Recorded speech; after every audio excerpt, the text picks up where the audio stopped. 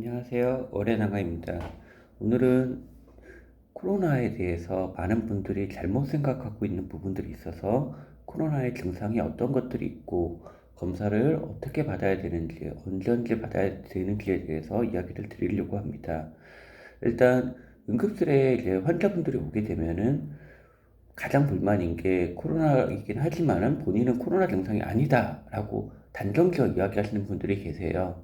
그러다 보니까는 응급실 의료진들이 불칠단하다. 왜 난 아파 죽겠는데 진료를 못 받게 하느냐, 기다려야 되느냐, 이런 이야기들이 나오고 있습니다. 그래서 그런 것들에 대한 문제점도 같이 한번 이야기를 드리려고 합니다.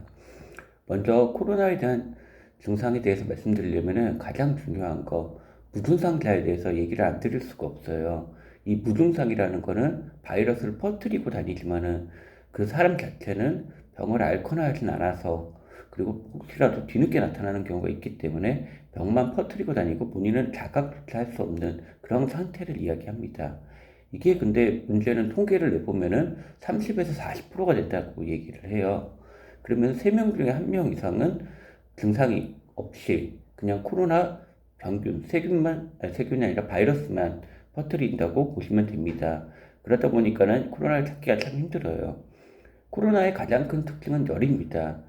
열이 있으면은 다른 아무런 증상이 없다고 하더라도 일단은 한번 의심을 하고 봐야 돼요. 그 다음에 이제 흔하게 얘기하는 게 호흡기 증상.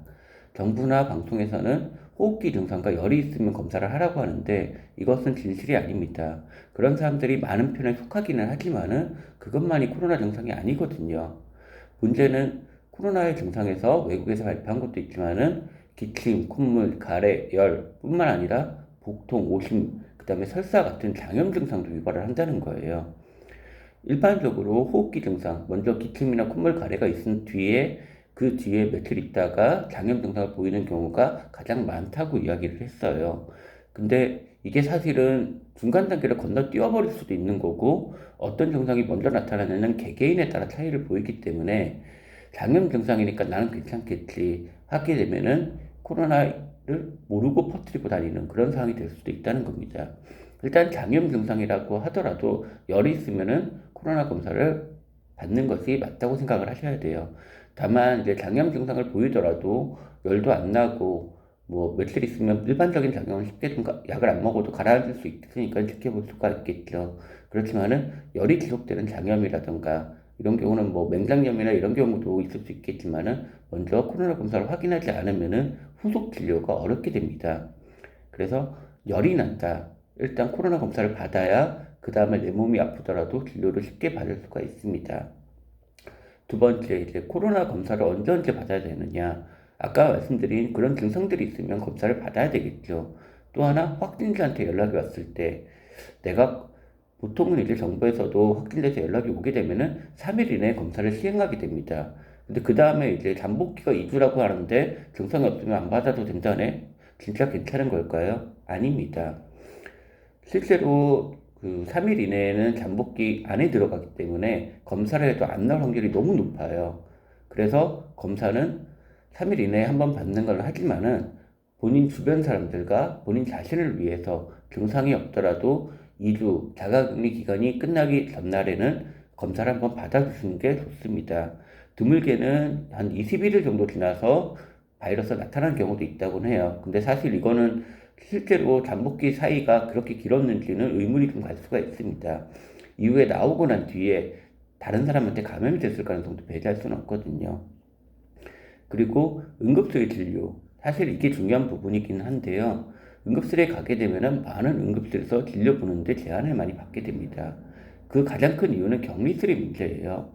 사실 격리실이라고 단독으로 떨어진 방 하나만 있어서 되는 게 아니라 코로나 바이러스 같은 경우에는 음압 격리실이라고 해서 바이러스가 퍼져나가지 않도록 공기를 조절할 수 있는 그런 격리실이 필요한데 이런 음압 격리실을 갖춘 병원들이 생각보다 많지 않습니다. 작은 중소도시라든가 이런 데 있는 중소병원들, 서울도 마찬가지고 작은 병원들에 대해서는 음압 격리실이 없는 경우가 태반입니다.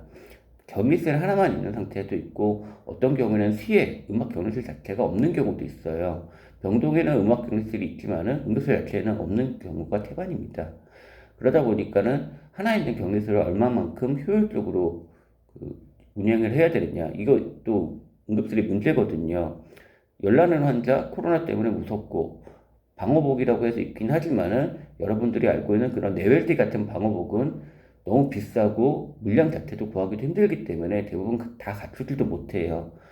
그러다 보니까는 간단하게 환자분의 불편감을 덜어주는 정도 환자를 보거나 정말 중환인 경우에는 격리실에 대놓고 보는 거죠. 문제는 격리실에 그렇게 한 명 들어가 있게 되면은 이후에 환자분들을 더 이상 열나는 환자분들이나 의심 환자분들을 진료를 할 수가 없다는 겁니다. 열이 나지 않더라고 하더라도 호흡기 증상이 있으면 꼭 코로나 검사 받으셔야 되고, 열나는 장염 증상도 마찬가지고, 열만 난다 하더라도 코로나 검사는 받으시는 게 좋습니다. 응급실에서 환자분들을 진료를 해주고 싶은 의사가 더 많지, 환자분들 진료 안 된다고 설명하고 욕먹는 게 즐거운 의사는 더 없어요, 사실은요. 물론 완전히 없지는 않겠죠. 간혹 뭐 변태적인 의사들도 있을 수는 있으니까요. 그렇지만 정상적이고 대부분의 의사들은 환자를 진료를 보고 싶지 환자를 보내고 싶어 하는 의사는 없습니다. 여러분들 고생하는 의료진들에게 덕분에 챌린지 같은 것보다는 실제로 병원에 갔을 때 정말 힘들게 고생하고 마스크 때문에 장시간 마스크에 의해서 귀에서 진물까지 나오는 그런 의료진들을 위해서 고맙다는 말 한마디씩 부탁드리겠습니다. 감사합니다.